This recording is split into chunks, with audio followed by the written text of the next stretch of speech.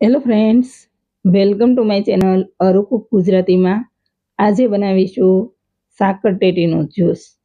એકદમ simple recipe છે, ફટાફટ તૈયાર થઈ જાય છે, પણ આપણે હેલ્થ માટે ખૂબ જ સારી છે. આપણને સિઝન પ્રમાણે જુદા જુદા ફળો મળેલા છે, તો તેનો ઉપયોગ જરૂર કરવો જોઈએ અને આ રીતે જ્યુસ બનાવી અને જરૂર પીવું જોઈએ. ઉનાળા માટે ખૂબ જ સારું છે, બાળકોને પણ પીવડાવવા જેવું છે. જ્યારે આપણે બીમાર થઈએ છીએ ત્યારે દવાખાને જઈએ તો ડૉક્ટર પણ આપણને એક જ સલાહ આપતા હોય છે કે તમારે સિઝન પ્રમાણે ફળ અને શાકભાજી લેવા. તો ચાલો બનાવીએ સાકર ટેટીનો જ્યુસ. વિડીયો સારો લાગે તો વિડીયોને લાઇક કરી દેજો, વધુને વધુ શેર કરી દેજો અને મારી ચેનલ સબસ્ક્રાઈબ ન કરી હોય તો સબસ્ક્રાઈબ કરી દેજો.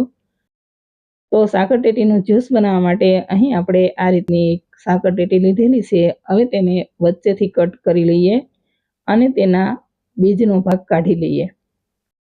તો આપણે બધા જ બીજ કાઢી લીધા છે. હવે ફરી તેના બે ભાગ કરીશું અને આ રીતે લાંબી કટ કરી લઈએ. હવે તેની છાલનો ભાગ કાઢી અને તેના નાના ટુકડા કરી લઈએ. હવે સાકર ટેટીના નાના ટુકડા કરી લીધા છે, તો તેને મિક્સર જારમાં લઈ લઈએ અને તેને એકવાર મિક્સર ચાલુ બંધ કરતા પીસી લઈએ. તો આપણે એકવાર પીસી લીધું છે. હવે તેમાં 2 ચમચી જેટલી ખાંડ નાખીશું. ખાંડ નાખવી ઓપ્શનલ છે. જો તમે ડાયાબિટીસ પેશન્ટ માટે બનાવતા હોય તો ખાંડ સ્કીપ કરી નાખવાની. અને અડધા નાના ગ્લાસ જેટલું પાણી નાખીશું અને ફરી તેને એકવાર ચલાવી લઈએ.